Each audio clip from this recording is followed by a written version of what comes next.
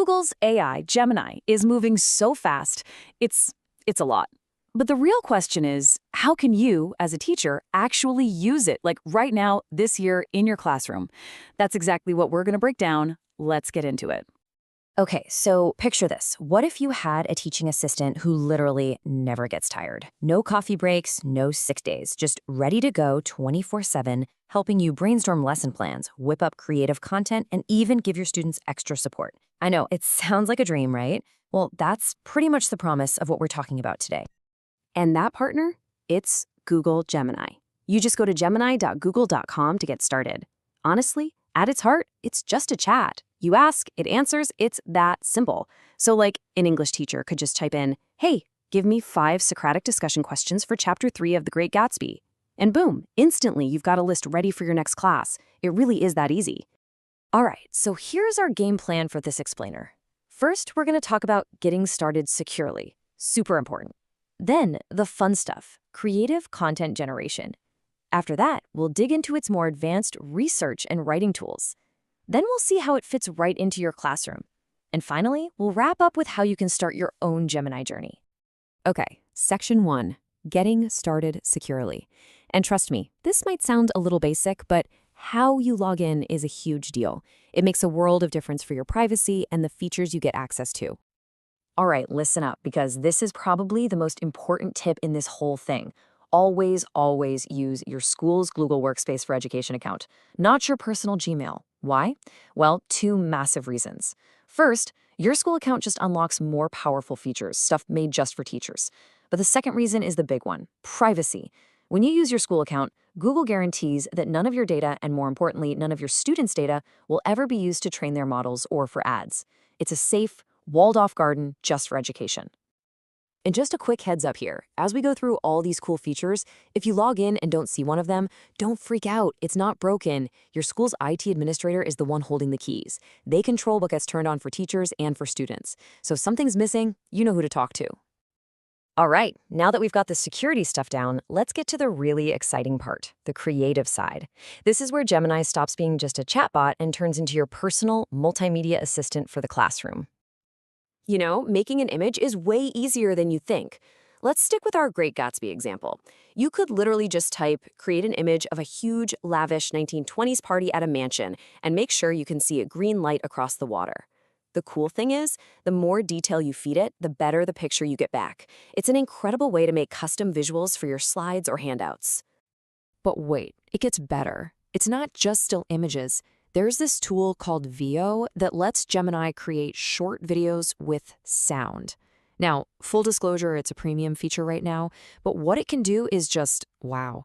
You can take an old black and white historical photo, upload it, and ask Gemini to bring it to life. So for our Gatsby mansion, just imagine seeing those old cars actually pulling up the driveway, maybe hearing the faint jazz music from the party. It's such a cool way to create a hook for a lesson. Okay, so creating images and videos is awesome, but Gemini also has these really powerful specialized modes that make it an incredible partner for the heavy lifting, like curriculum development. The first one is called Canvas, and the best way to think about it is like having a co-author. So instead of Gemini just spitting out a wall of text, Canvas gives you this collaborative space, kind of like a Google Doc, where you and the AI can work side by side. You ask for a lesson plan, and poof, it shows up right there in this editable document. But here's where the magic really happens. It's all about editing and refining.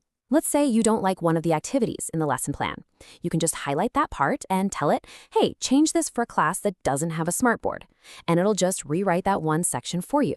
Then, when you're happy with it, one click and the whole thing gets exported right into your Google Docs. So seamless. Now, for those times when you need to go really, really deep on a topic, there's a mode called Deep Research. This isn't for your quick, what's the capital of Nebraska questions. No, this is for when you need a full-blown report. You could tell it, create a detailed report on the economic causes of the American Civil War targeted for a high school history class.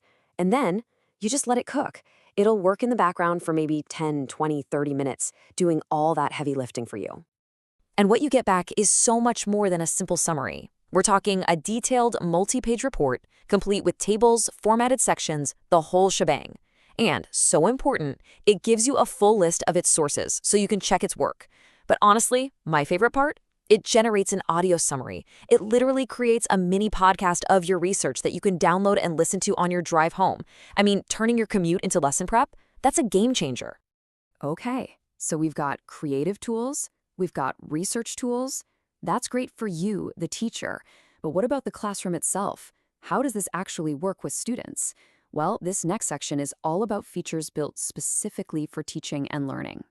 And let's just address the elephant in the room, right? Giving students an AI this smart, the first thing every teacher thinks is cheating. It's a totally valid concern, maybe even a little scary. But the good news is Google thought about this, and they've built a pretty clever safeguard right into student accounts.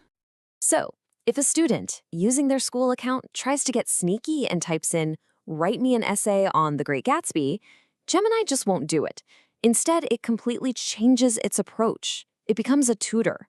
It'll say something like, "I'd be happy to help you think through that. Let's start by talking about the main themes." See? It guides them. It doesn't just hand over the answer. This whole thing is called the guided learning experience, and it is the default setting for every student account. It's basically using the Socratic method. It asks questions to get the student thinking for themselves. The goal here is for it to be a tutor, not a cheat sheet. All right, next up is a feature that might just be the biggest time saver of them all. They're called gems. So what's a gem? It's basically your own custom-built AI. You train it to do a very specific repetitive task, the kind of thing you have to do over and over and over again. So for a teacher, you could create a biology lesson planner gem. You'd preload it with your curriculum, tell it you teach ninth grade, and even show it how you like your lesson plans formatted. Then every time, it just knows. And for students, this is where it gets really creative. You could build a gem that's a chatbot that answers questions from the perspective of a Civil War soldier, or one that helps them find themes in Fahrenheit 451. And look, this isn't just about saving a few minutes here and there. This is about creating truly personalized learning for every student at scale, which is something that's always been basically impossible for a single teacher. You can even assign these gems right in Google Classroom. It's a huge leap. So as you can see, these features they're pretty powerful. They really give you a glimpse of what's possible now. So with all that in mind, let's talk about the next step. How do you actually get started? Okay, so where do you go from here? Honestly, the best way to learn this stuff is just to play with it. Go to the website, mess around, try some prompts. Then, I challenge you. Think of one tedious, repetitive task you do every single week, and try to build your first gem to handle it for you. And if you really get into it and want to go deep, there's even a Google Gemini certified educator program you can check out. And that's our tour. We've seen how Gemini can be your secured partner, your creative sidekick, your research assistant, and a really smart tutor for your students. It's a lot, I know. So really, the only question left is the big one. What is the very first thing you're going to ask your new AI assistant to do?